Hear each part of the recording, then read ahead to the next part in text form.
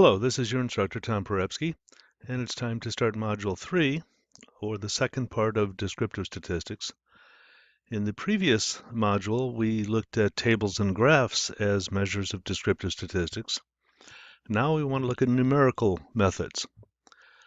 That is, can we calculate some numbers that tell us something about trends in the data, location of the data, variability of the data, and so forth. In the first part of this module, we're going to look at what we call measures of location. In general, there's two broad classifications we're going to look at in this module. Measures of location, sometimes referred to as central location. That is there some center to the data, or is there something we can calculate that tells us something about the center of the data? And measures of variability. Let's start with measures of location. We're going to look at the arithmetic mean, the weighted mean, the median, and the mode. There are other measures of location besides these, but these are some of the major ones, and especially the mean is the one that we will use the most throughout this course. The arithmetic mean, or more commonly just called the mean, is the same thing as the average value of a set of numbers. To a statistician, if you use the term average, they will interpret that as meaning the mean, the arithmetic mean. We calculate the mean, as many of you already know, by simply adding up all the values and dividing by the number of values in the calculation. We want to distinguish, however, between a population mean and a sample mean. Even though they will be calculated in a similar fashion, we realize they are different. The mean of our sample does not have to be the same as the mean of the population, and vice versa. So we use different symbols to represent them in statistics. A population mean is denoted by the Greek symbol mu. Looks like the letter U, but it isn't. It's a Greek mu. And you calculate mu by simply summing all the values in the population, summation x, and divide by capital N. Remember, capital N is the number of items in the population. A sample mean will be denoted with the symbol x with a bar over the top, and it's called x bar. You sum the x's in your sample, divide by little n, the number of elements in your sample, and you have x bar. Again, I urge you, even though they are calculated similarly, do not confuse them. If a problem refers to data as a population and says find the mean, you're finding mu. If it calls the data a sample, you're finding x bar. As we'll see in formulas that we get to later in the course, some formulas will call for mu, some will call for x bar. So keep them distinct. Let's just do a simple little example. Let's say we had a sample of n equal 5 values. The numbers 5, 8, 10, 4, 3. We want the mean of that data. We simply add the numbers up. They add up to 30, and we divide by 5 since there's 5 values. 30 over 5 is 6. As I usually say in the classroom, I use nice, simple little examples in my notes, and I leave the harder ones for tests and homework. Just sort of kidding. I usually use fairly small sets of data, and it's pretty easy numbers to calculate on tests also. Exactly what does the mean represent? Well, one way to understand the meaning of the mean, really, take the 5 numbers that we just had, 3, 4, 5, 8, 10. Imagine them on the real number line. Those little squares that I have there, imagine those as little weights, like 1-pound weights at each point. In physics, you can show that the mean is the place where you would have to put your finger to balance those weights. That is, the mean of 6 in this case would be the balancing point of this distribution.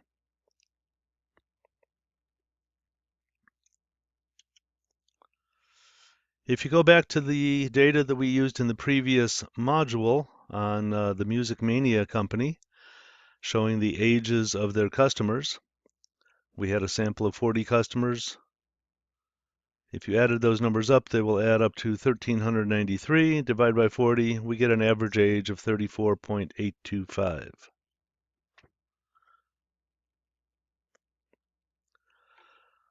Let's go from the mean to the weighted mean. In the previous example, each number in the calculation was given the same weight in the calculation. In some cases, however, that will not be the correct way of finding the mean. In some cases, different weights have to be placed on each of the data points. The simplest example that a lot of you should be familiar with is calculating your grade point average. Most schools use a 4-point system where an A represents 4 points, a B counts as 3 points, a C as 2, D as 1, F equals 0. Can you simply add up those numbers for your different grades to get your grade point average? The answer is no, because not all courses have the same number of credit hours. Some courses might be 5 credit hours, some might only be 1 or 2 credit hours. And the more credit hours that a course is, the greater the weight it will carry in the calculation of your grade point average. So in this case, the credit hours would become the weights. We're just going to give you one formula for a sample weighted mean. We're not going to distinguish the population from the sample here. We're going to call this x bar w, and you will calculate the weighted mean by taking the sum of xi wi and dividing it by the sum of the weights, the sum of the w's.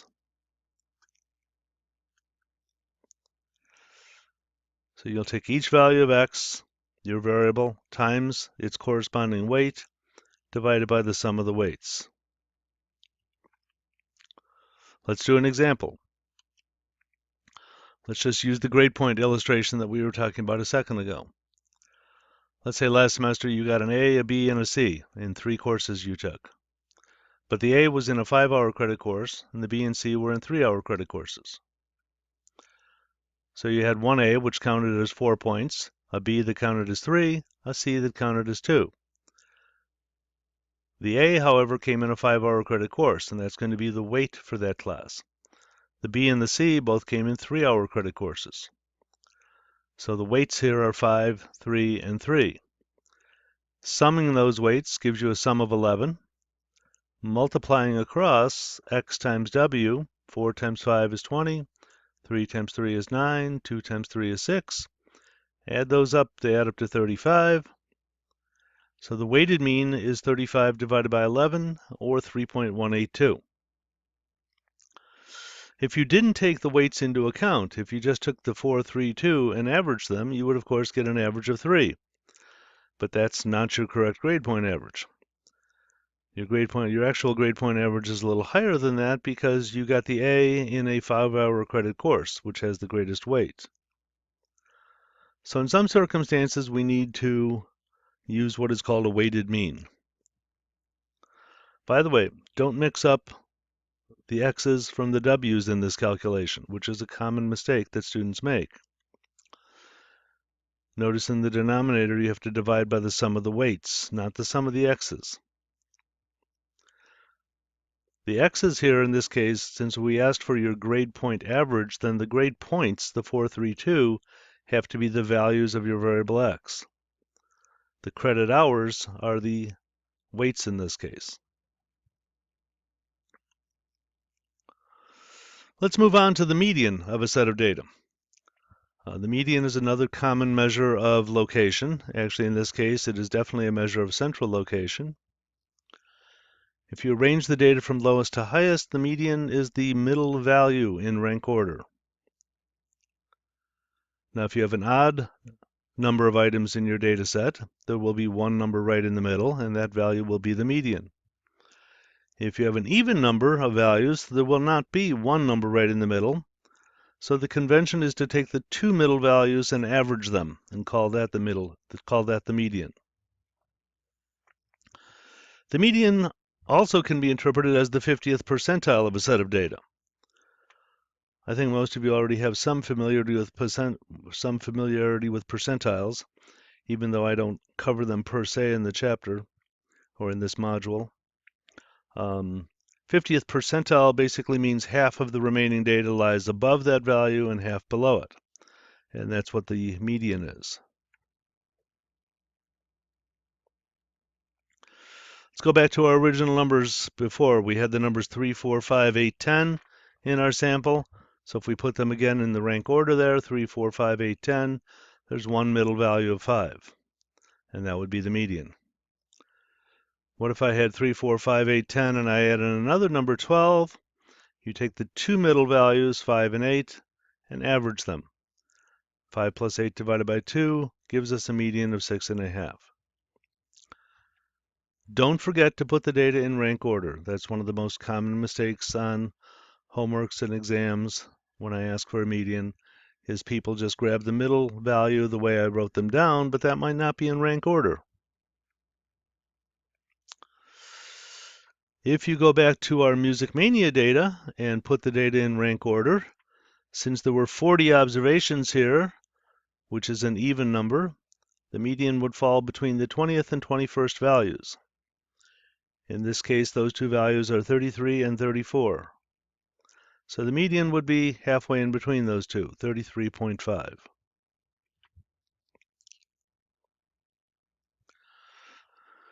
Lastly, we have the mode. The mode, by definition, is the value that occurs most often in a data set, that is, with the greatest frequency. Oftentimes, if you get enough data, you will have a value, sometimes more than one value, but you'll often have one value that occurs more frequently than on any other, and that will be the mode. Let's take the example I give here. Suppose we have a sample of values 5, 3, 6, 7, 5, 2, 3, 5, 8, 10. Kind of obviously, the number 5 occurs more than any other. It occurs 3 times, so that would be the mode. If you went back to the Music Mania data that we've been looking at, the mode is 38. It also occurs 3 times, and it was the only number that does occur 3 times in this data set. One difference, of course, between the mode and the mean and the median is that any set of data has only one mean and only one median, but it could have more than one mode. You could have two values that have equal greatest frequency. Also, in the mean and the median, you need quantitative data or a quantitative variable to calculate the mean and the median. You cannot really use the mean and median for categorical variables. However, the mode could be used for a categorical variable. If a firm sells a product in small, medium, and large, the product with the greatest frequency of sales would be the modal item. Let's do a little bit more of a comparison about the mean, median, and mode. Pretty much after this module, we won't really do much with the median and the mode. The mean is by far the most commonly used measure of location. It's usually somewhere in the center of data, so it is a measure of central location, but it doesn't have to be exactly in the center. One of the reasons there is since the mean is the balancing point of a set of data, it can be affected by extreme values. We'll take a look at that in a moment. One advantage of the mean over the median and the mode is that the mean is the only one of the three that uses all the data. Every value in the data set goes into the calculation. The median kind of grabs the middle value in rank order, but does nothing with the rest of the data. And the mode grabs the most frequent value, but does nothing with the rest of the data. In mathematics, we usually prefer statistics that utilize all the data in some way. The median has one advantage. It's always a measure of center. It is the 50th percentile. Half of the remaining data is above the median, half is below. And so sometimes if we know that there's extreme values that distort the mean, sometimes the median is preferred in that case. Lastly, the mode is probably the least used measure of location. As I've already said, it's not a unique number. There can be more than one mode to a data set, but it does have some uses to it. This is just an example to show you how the mean gets affected by extreme values more than the median does. Let's go back again to our original numbers, 3, 4, 5, 8, 10. We had a mean of 6 and a median of 5. Supposing I add in one more number, 3, 4, 5, 8, 10, and I add in 100, which is quite a bit larger than all the other numbers in the data set. If you now recalculate the mean, add all of these numbers up and divide by how many there are, you'll get a mean of 21.67. Notice that the mean is no longer a very good measure of center in this case.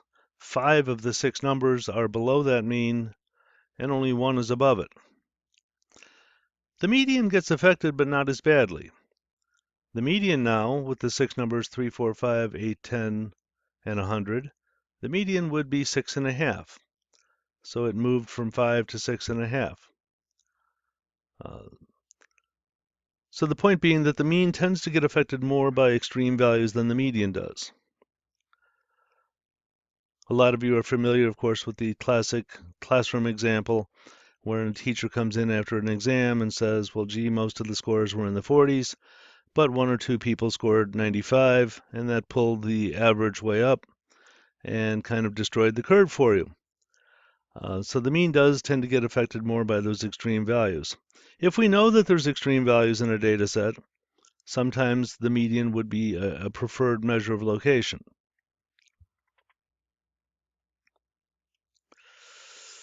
Okay, let's talk a little bit about shapes of distributions and symmetry and skewness, and in relationship to the mean, median, and mode. And rather than using histograms from the previous module, I'm just going to draw a smooth continuous curve to represent a frequency distribution, or it can be relative frequency.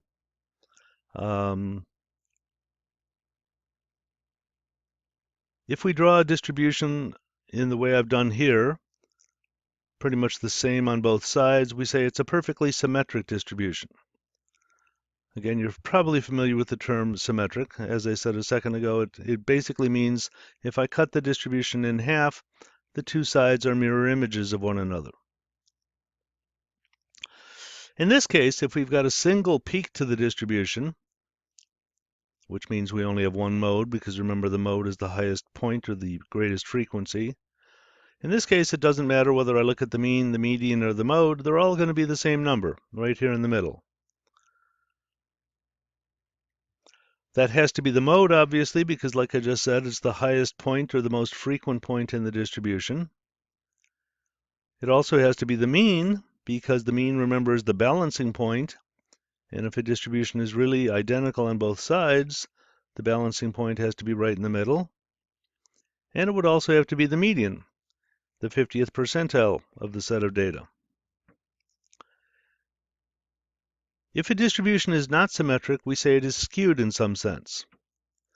And we're going to look at two possibilities here.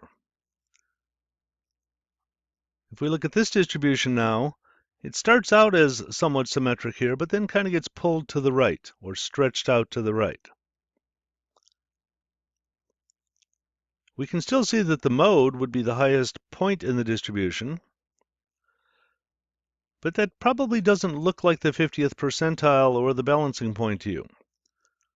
Now, I don't know for sure exactly where the median or the mean would lie, but I'm going to put them in here in sort of arbitrary points. So I'm going to say right there would be the median, roughly, and the mean is going to be the largest of the three because remember the mean gets affected by these extreme values up here. The fact that we've got some larger values out to the right is going to pull the mean in that direction. In this case, we say the distribution is positively skewed, or we also call it skewed to the right. When you have a single peak distribution that is skewed to the right, the mean will tend to be the largest of the three. It'll be greater than the median, which is greater than the mode.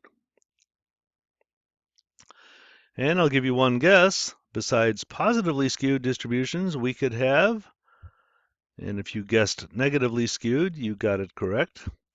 We could have a negatively skewed distribution, which is going to have just the opposite.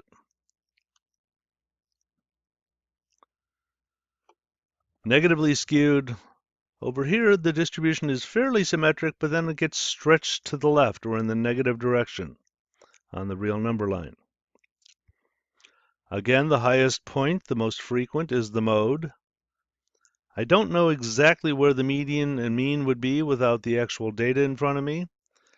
But again, they will tend to get pulled somewhat to the left from these extreme low values. And the mean, remember, gets pulled the most. So when a distribution is negatively skewed or skewed to the left, the mean tends to be the smallest of the three. The mean is less than the median, which is less than the mode.